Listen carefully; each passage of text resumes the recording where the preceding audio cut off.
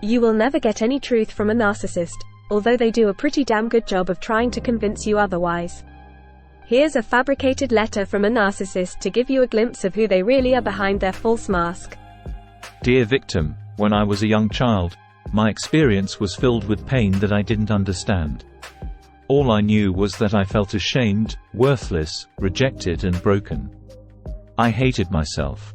I felt like there must have been something inherently wrong with me, for my caregivers to have abandoned me in the way that they did. Yet, it didn't feel safe for me to feel what I was feeling. I wasn't allowed to be sensitive or emotional. I had to shut that part of myself down to survive. But it wasn't enough for me to simply dim my vulnerabilities. I had to get rid of them for good. I vowed that never again would I be seen as weak or sensitive. I did what I had to do to claim the exact opposite, which I so desperately sought. I completely discarded my true self, because that was the aspect within me, which was responsible for such weakness and vulnerability. My ego became my master.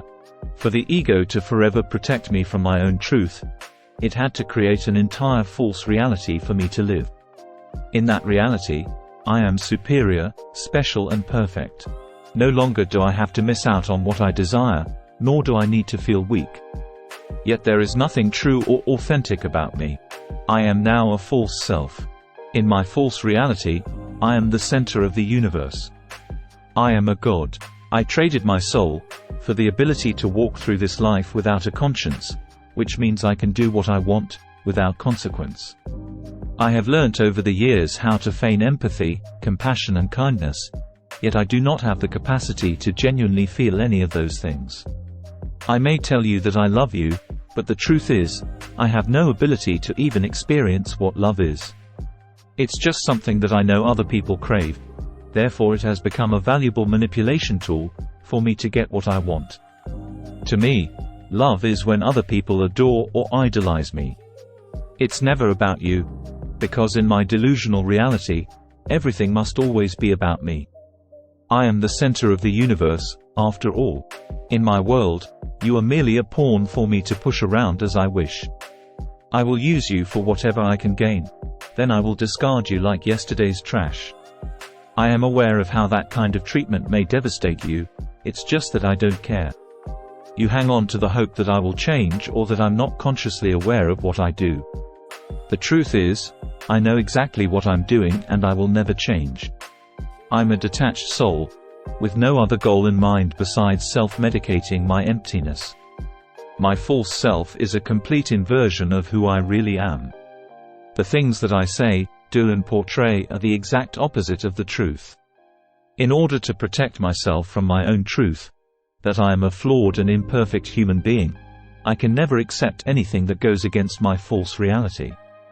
I will project all of my horrendous and abusive behaviors onto you, because I refuse to accept them. To acknowledge and take responsibility for those things would be to admit that my entire false self is a mask, which I wear to manipulate everybody around me. The thing is, as soon as my ego superimposes the very things that I am doing back onto you, I now see that to be the absolute truth. You now become the abusive one who must be annihilated. My ego cannot tolerate any type of threat to its false existence, therefore it will line up those threats in its crosshairs and fire. I will protect my false self to my grave, because living a life as that scared, weak, vulnerable little child is a fate worse than death to me. To be able to twist the storyline of actual events into ones that suit my scripted version, I will gaslight you and abuse you until you acquiesce. This is how I manipulate everything to justify my false storyline. Truth means nothing to me because I am anti-truth. I am a no-self who is built upon a pyramid of lies. Appearances and perceptions are what hold my precarious reality together. There is nothing authentic or truthful about me. The problem with my false reality is that it's not real. You see, for it to truly exist, I need to be receiving constant validation from my outside world that confirms my reality as truth, as I simply cannot accept anything else. That is why I demand uninterrupted attention in all of its forms, because only then will my false self remain in existence. Whether it's creating drama, fabricating superior appearances, being adored, or receiving pity. It all serves to feed my ego and reiterate my truth, that I do exist and that I am special. You see, since I cut off my true self, I was left with a gaping black hole in its place. I didn't account for that. Now the only way for me to avoid being sucked into that black hole of self-loathing, resentment, despair and disgust is to keep my false self inflated. I've basically become a drug addict, who needs to be constantly pillaging the life force energy from other whole souls. Without having access to my own true self, I can no longer access that life force energy, which I so desperately need to abate my inner black hole. However, any hit of supply can only ever provide temporary relief. I am essentially an energetic predator, constantly on the prowl for more. But I know that you'd never just hand your life force over to me, if you truly knew who I was. So, I need to be a devil in disguise and present myself as a charming, caring person.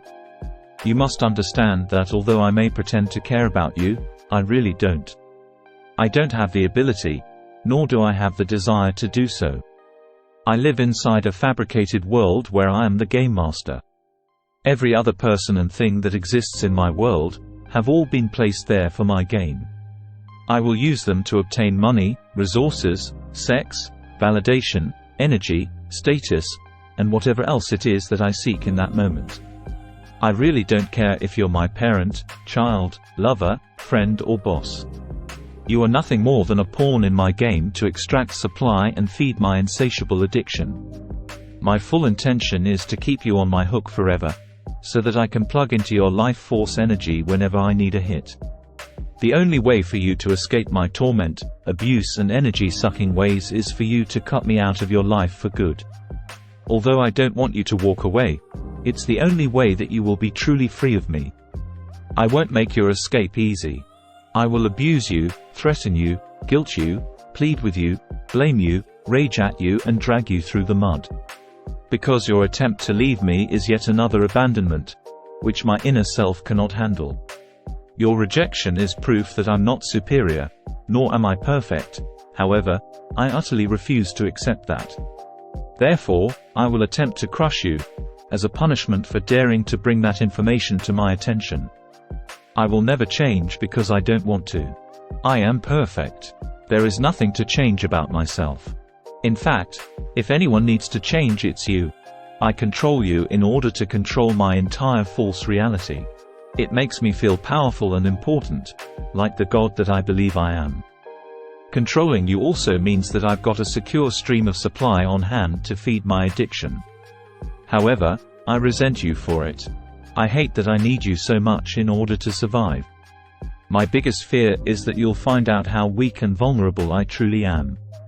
I cannot allow you to realize that it is I who needs you, so I invert the relationship dynamics, just like I invert everything in my life. I belittle you, abuse you, call you names, invalidate your experiences and emotionally manipulate you, in order for me to control your perception of truth. I need to strip away your self-worth and identity so that bit by bit you lose yourself to me. I need you to see me as your God, so that you willingly hand your soul and life force over to me.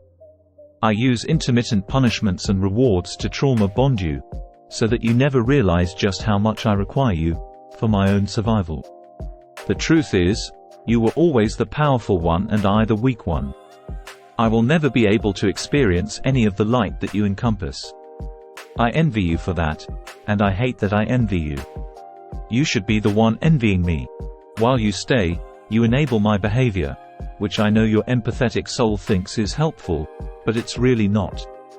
For every person who protects me from myself and goes along with my delusion, the further away I get from ever being forced to face my truth. But let's face it, I don't want to meet my truth, because that would mean having to be accountable for every abusive word and action that I've ever acted upon. It's a long karmic list. Luckily, I don't have to face any karma, since there is no God who sits above me, right? If you eventually wise up and stop enabling my behavior, I'll just replace you with someone else who will. In fact, I've probably already got someone waiting in the wings, ready to go. Because that's how I roll and I like it that way. You need to realize that you were always the strong one, and use that strength to free yourself. Because once I've caught you in my web, I will never willingly let you go. You can't afford to fall into the trap of feeling sorry for me, because I will weaponize your empathy and use it against you every time. Rise above me and heal the wounds that I ripped open within you. Go and experience all of the love, joy and wholeness, which I could only ever dream about, since I amputated my own humanness long ago. Sincerely, the narcissist who will suck you dry and leave you for dead. For more information about narcissism, head to unmaskingthenarc.com.